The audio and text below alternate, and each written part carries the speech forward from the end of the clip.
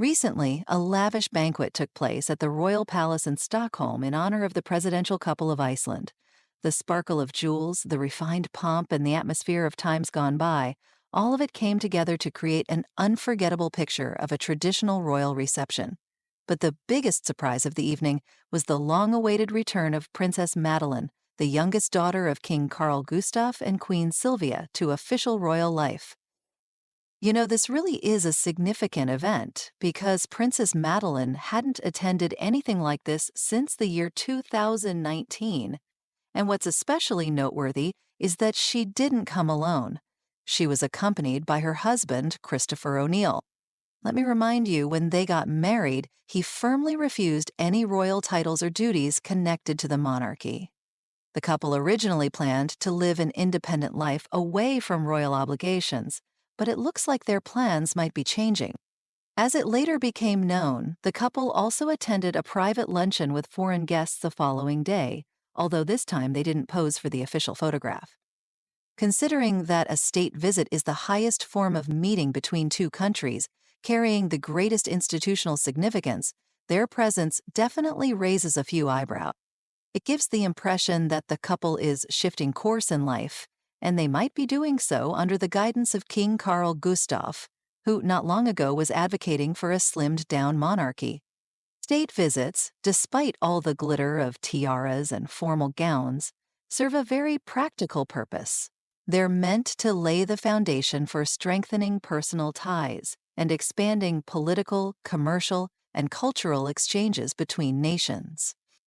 The guests typically include the highest-ranking officials of the host country, government ministers, representatives of the business community, and more recently, figures from the arts, culture, and civil society. Essentially, a state visit isn't a family event, like a royal wedding or the monarch's birthday. That's exactly why Christopher O'Neill's presence was so noticeable and intriguing. Remember, ever since their wedding in the year 2013, he made it absolutely clear that he would be part of the family but not part of the institution. He didn't accept any official titles, royal styling, Swedish citizenship, or the responsibilities and privileges that come with it. But what happened this week in Stockholm definitely points to some sort of change. Just a few weeks ago, Princess Madeleine launched her own cosmetics line, an entrepreneurial project supported by her husband and, of course, completely unrelated to the Swedish crown. At that time, it seemed like she was stepping more into the private sector, not the other way around. That move looked like a logical continuation of all the decisions they've made since their wedding, on June 8, 2013, in the chapel of the Royal Palace of Stockholm. Back then, Chris O'Neill turned down everything King Carl Gustaf offered him, choosing instead to pursue his business career while holding dual citizenship. The couple began living between the United Kingdom and the United States, where the businessman's financial interests are based. In one of his rare interviews, given to a Swedish men's magazine with the paradoxical name King in the year 2018, Christopher O'Neill said, "I wasn't born into a royal family. I'm Christopher O'Neill. My father was Paul O'Neill. He was the head of the family with his own individuality. He worked hard and did well. I felt it was important to remain the person I was before. At the end of the day, I made the choice not to take on any public duties, and so my role in this context is very simple: to support my wife. That's a job I can handle as Mr. Christopher." Taking those earlier statements into account and seeing the couple show up at an event of the highest institutional significance, there's really only one thing to say. Chris O'Neill isn't a prince, but he certainly looks the part. He didn't wear the blue sash or the insignia of the Order of the Seraphim, but he carried himself with the same presence, demeanor, and influence. Wearing formal tails, just like Princes Carl Philip and Daniel, he entered arm in arm with the king's daughter and took his place in a setting that isn't exactly foreign to him. As the son of an American banker and a German socialite, Chris O'Neill studied at the most prestigious boarding schools in the United Kingdom and Switzerland, studied international relations at Boston University, and earned an MBA from Columbia University. Could this be pointing to a new strategy by the Swedish royal family? It's too soon to say if this signals a full return of Princess Madeleine and the formal inclusion of her husband in royal life, from which he previously distanced himself, but may now be interested in.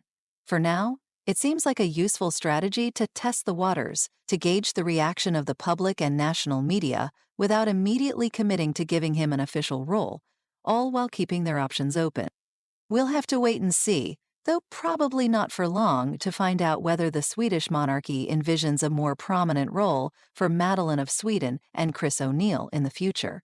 The couple also attended the public celebrations on April 30th for the king's birthday, an event that could easily be explained away as simply a family occasion. It's also worth noting that these apparent changes in their path come after King Carl Gustaf of Sweden reduced the core of the monarchy in the year 2019, removing 5 of his grandchildren from any duties related to the head of state. That move meant that the children of Carl, Philip, and Madeleine were no longer their royal highnesses and would not have any official duties.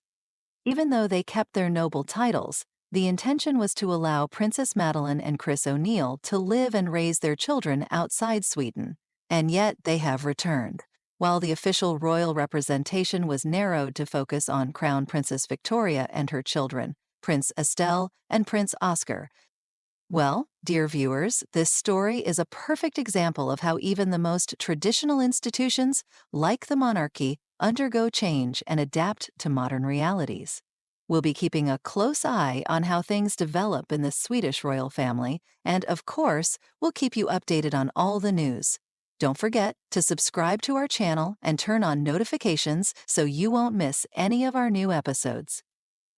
See you soon!